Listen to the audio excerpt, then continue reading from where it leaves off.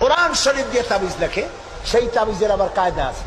ধান্দা লাগাবার জন্য বলে খালের পানি, বিলের পানি, পুকুরের পানি, টিউবওয়েলের পানি, সালার পানি, খালের পানি, 7 জায়গার পানি, জাফরানের কালি, এগুলো নিয়ে কাগজের উপরে দাগ দিয়ে তারপর কতগুলি নাম্বার লেখে, 752, 313, 1472, 1771। হাবি জাবি আপনারা দেখেন খুলে, আমি যা বললাম উল্টো একটাও বলছি নাকি? এগুলো লিখা তারপরে লেখে ইয়া জিব্রাইলো, ইয়া মিকাইলো, ইয়া ইসরাফিলো, ইয়া আরেকটা কিছু। আমি একজনের গলায় দেখলাম এত বড় তাবিজ, বললাম ভাই এত বড় তাবিজ এর মধ্যে কি? কয় যে সর্বনাশ, এ বলাই যাবে না। বললাম কেন?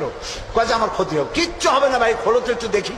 তারপরে তাবিজটা খুললাম, মোমটম ছাড়াইয়া তাবিজ দেখলাম যে ওইভাবে দাগ দাগ দেওয়া, আর চতুর্দিকে লেখা ইয়া বধু হো, ইয়া বধু হো। তা আমি বললাম ভাই এই তাবিজ দেখছে কে? বললো মসজিদে ইমাম সাহেব। ডাকে ইমাম সাহেব আসলাম, বলল ভাই ইমাম সাহেব এই তাবিজ আপনি লিখছেন? কয় হ্যাঁ।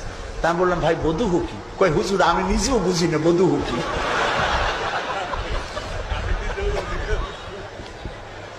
এখানে ওলামায়ে কেরাম আছেন, তারা হয়তো জানতে পারেন, আমি আমার বিদ্যা যতটুকু না, আমি বধু চিনি নাই কি জিনিস।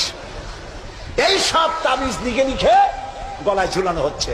পিসাবদের কাছে যায়, লাল সুতো কালো সুতো নিয়ে যায়, পিসাবরা পরে ফুদায় গিরে দেয়, ফুদায় গিরে দেয়। এই সুতা গলায় বান্ধা, তারপরে এই সব তাবিজ ঝুলানো। হাদিস শরীফে এসেছে শিরক, শিরক।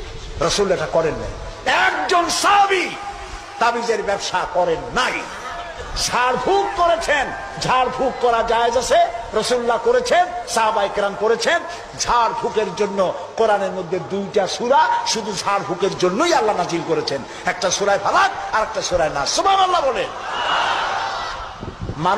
মানুষের ক্ষতি করতে পারে, জাদু টোনা করতে পারে, সেজন্য রাসূলুল্লাহ বলেছেন, লক্ষ্য করেন হাদিস, সূরায়ে ফালাক সূরায়ে নাস 3 বার পড়বে ফজরের পরে, 3 বার পড়বে রাতে শোয়ার সময়। পড়িয়া হাতের মধ্যে ফু দিয়া এই হাত দুটো মাথা থেকে শুরু করে শরীরের মধ্যে ডলে দিবে।